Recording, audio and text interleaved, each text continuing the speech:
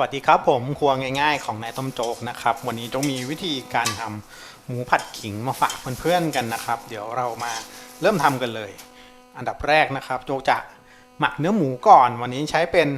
สะโพกหมูนะครับน้ำหนักประมาณ300 กรัมนะครับเดี๋ยวโจ๊กเขียนรายละเอียดให้ด้านล่างนะครับโจ๊กจะเลือกชิ้นที่มันมีมันแทรกนิดนึงนะครับเพราะว่ามันจะค่อนข้างนุ่มเวลาที่นำมาทำอาหารเนี่ยแล้วก็มันเนี่ยเวลาผัดมันจะหอมแต่ถ้าเพื่อนๆคนไหนไม่ชอบทานมันนะครับก็สามารถเลือกส่วนที่เป็นเนื้ออย่างเดียวหรือว่าเลือกไปเป็นพวกเนื้อสันก็ได้นะครับสันนอกสันในนะครับหั่นเป็นชิ้นบางๆนิดนึงนะครับเพราะว่าเวลาที่เราผัดเนี่ยมันจะได้ไม่แข็งมากโอเค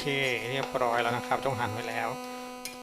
ก็เดี๋ยวเวลาหมักทุกจะหมักง่ายๆนะครับวันนี้แต่ถ้าใครอยากได้สูตรหมูหมักนุ่มๆจริงๆแจ้งจงได้นะเดี๋ยวจงทำคลิปแยกให้ก็เริ่มจากง่ายๆเลยครับน้ำมันหอยนะครับนิดหน่อยนะครับไม่ต้องเยอะมากแล้วก็เป็นซีอิ๊วขาวครับต่อด้วยน้ำตาลทรายเล็กน้อยนะครับอันนี้หมักสำหรับผัดนะครับแป้งข้าวโพดนิดหน่อยนะครับเสร็จแล้วเราก็นวดให้เข้ากันเลยครับนี่นะฮะหมักไว้สัก5 นาที10 นาทีก็พอนะครับก่อนจะผัดนะครับเรามาดูในส่วนของเครื่องผัดนะครับเครื่องผัดของโจ๊กเนี่ยจะค่อนข้างไม่เหมือนเขานิดนึงก็คือเริ่มจากพริกไทยเม็ดนะครับเดี๋ยวเราบดพริกไทยให้แตกก่อนนะครับมันจะได้ไม่ค่อยกระเด็น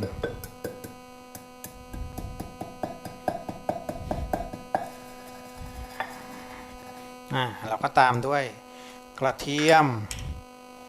พริกนะครับจงใส่พริกเพิ่มไปเล็กน้อยนะครับให้มันมีรสชาติมากขึ้นก็คือให้มันเผ็ดนิดหน่อยนะครับแล้วก็เป็นกะปิครับเพิ่มความนัวนะครับโขลกให้ละเอียดเลยนะครับใครชอบแบบแหลกๆก็ได้แล้วแต่ถนัดนะครับโอเคแหลกพอประมาณตามต้องการแล้วนะครับก็เดี๋ยวตักพักเอาไว้ก่อนส่วนนี้คือส่วนของเครื่องผัดนะครับ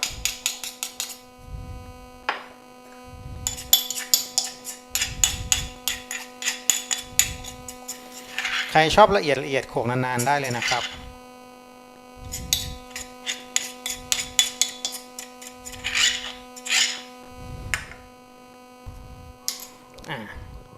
ได้มาแล้วในส่วนของเครื่องผัดนะครับเดี๋ยวโจ๊กจะทำน้ำล้างครกไว้สักเล็กน้อยนะครับเอาไว้ใส่ในเมนู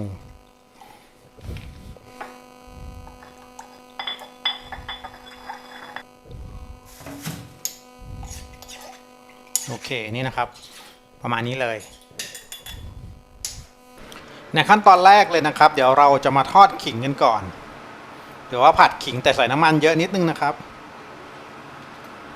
วิธีนี้จะช่วยทำให้ความฉุนของขิงลดลงแล้วก็ลดความเผ็ดของขิงลงนะครับสำหรับใครที่ทานขิงแล้วรู้สึกว่ามันเผ็ดเกินไปนะครับแล้วก็มันจะหอมด้วยพอน้ำมันเริ่มร้อนก็ใส่ลงไปได้เลยนะครับไม่ต้องรอให้ร้อนจัดก็ได้ครับเดี๋ยวขิงจะไหม้ซะก่อนเพราะว่าขิงเนี่ยมันเป็นขิงซอยแบบเล็กๆนะครับ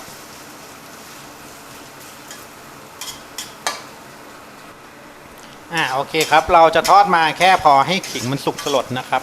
ไม่ต้องทอดถึงกับเหลืองกรอบนะครับตรงนี้เดี๋ยวตักมาพักเอาไว้ก่อนเลยลดไฟสักนิดนึงก่อนครับ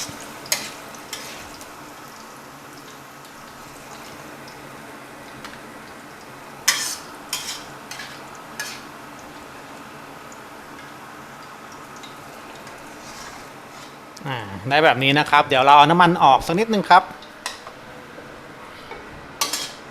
เสร็จแล้วนะครับก็ตามด้วยเครื่องผัดที่เราโขลกเอาไว้เมื่อสักครู่นะครับใส่ลงไปได้เลยครับ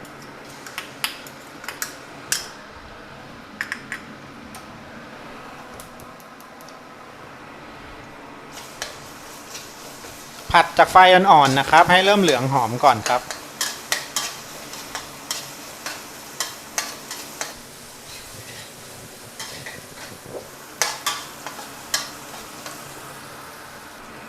พอเริ่มเหลืองหอมก็ใส่เนื้อหมูนะครับที่เราหมักเอาไว้นะครับ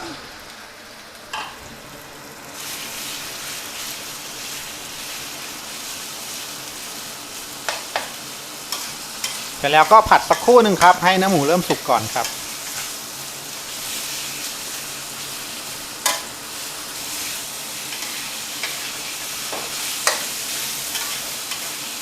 ตอนนี้นะครับเราผัดไฟแรงๆมาจนเนื้อหมูเริ่มสุกเป็นส่วนใหญ่แล้วนะครับเราจะใส่หอมหัวใหญ่ลงไปเลยเพราะว่าโจกชอบทานหอมหัวใหญ่ที่มันสุกๆนะครับถ้าใครชอบแบบว่าแค่พอสุกยังแข็งๆอยู่นิดนึงเนี่ยก็ใส่ในขั้นตอนหลังๆนะครับตามด้วยเห็ดหูหนูครับจากนั้นก็เป็นพริกหยวกครับพริกชี้ฟ้าครับตบด้วยน้ำล้างครกสักนิดนึงครับเสร็จแล้วคราวนี้นะครับเราจะผัดต่อจนกว่าพริกหอมแล้วก็เห็ดหูหนูสุกนะครับอย่างที่โจ๊กบอกถ้าใครชอบแบบว่าไม่ได้สุกเละแบบโจ๊กนะครับใส่น้ำล้างครกไปสักนิดนึงก่อนก็ได้นะครับแล้วก็พวกหอมพวกพริกเนี้ยค่อยใส่ตอนหลังๆครับแต่โจ๊กชอบให้มันสุกๆนิ่มๆไปเลยโดยเฉพาะเมนูผัดขิงแบบนี้นะครับระหว่างที่เรารอพวกนี้สุกนะครับก็ปรุงรสชาติกันได้เลยครับเริ่มจากเต้าเจี้ยวเล็กน้อยนะครับเพิ่มความหอมน้ำปลาครับน้ำตาลทรายครับซอสหอยนางรมครับผมโจ๊กไม่ใส่พริกไทยป่นแล้วนะครับเพราะว่าในเครื่องโจ๊กเนี่ยโขลกพริกไทยไปค่อนข้างเยอะแล้วอัตราส่วนอยู่ท้ายคลิปนะครับสามารถเลื่อนลงไปดูได้เลยครับใส่ซีอิ๊วดำเล็กน้อยนะครับเพิ่มสีสันสักหน่อยแต่ถ้าใครชอบสีแบบอ่อนๆเลยก็ไม่ต้องใส่ซีอิ๊วดำนะครับซีอิ๊วดำเนี่ยถ้าใส่เยอะเกินมันจะมีกลิ่นฉุนเป็นเอกลักษณ์ฉะนั้นต้องระวังนิดนึงครับผัดคลุกเคล้าให้เข้ากันครับ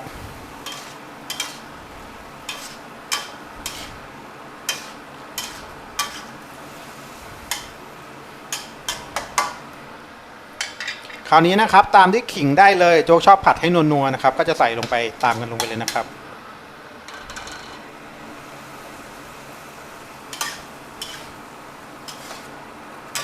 บางทีเวลาเราทำอาหารเราเน้นทำทานเองใช่ไหมครับเราก็จะเน้นรสชาติกับเท็กเจอร์หรือรูปร่างหน้าตาแบบที่เราต้องการนะครับถ้าใครชอบแบบไหนก็ปรับเอานะครับเดี๋ยวรอสุกจนนุ่มก่อนครับตอนนี้โจ๊กผัดมาจนหอมสุกเรียบร้อยแล้วนะครับสังเกตว่าสีมันจะเปลี่ยนเป็นใสๆละกว่ามันจะเย็นลงเนี่ยมันจะสุกไปกว่านี้นะครับฉะนั้นโจ๊กก็จะโรยต้นหอมหั่นท่อนลงไปในขั้นตอนสุดท้ายได้เลยครับแล้วก็ผัดให้ต้นหอมสุกสักครู่หนึ่งก่อนนะครับถ้าใครจะทานเลยก็คลุกเคล้าสักนิดนึงก็พอครับแต่ถ้าอยากเก็บไว้ทานมื้อต่อไปเอาไว้อุ่นทานพยายามผัดให้ทุกอย่างมันสุกครับมันจะได้ไม่เสียไม่บูดง่ายครับ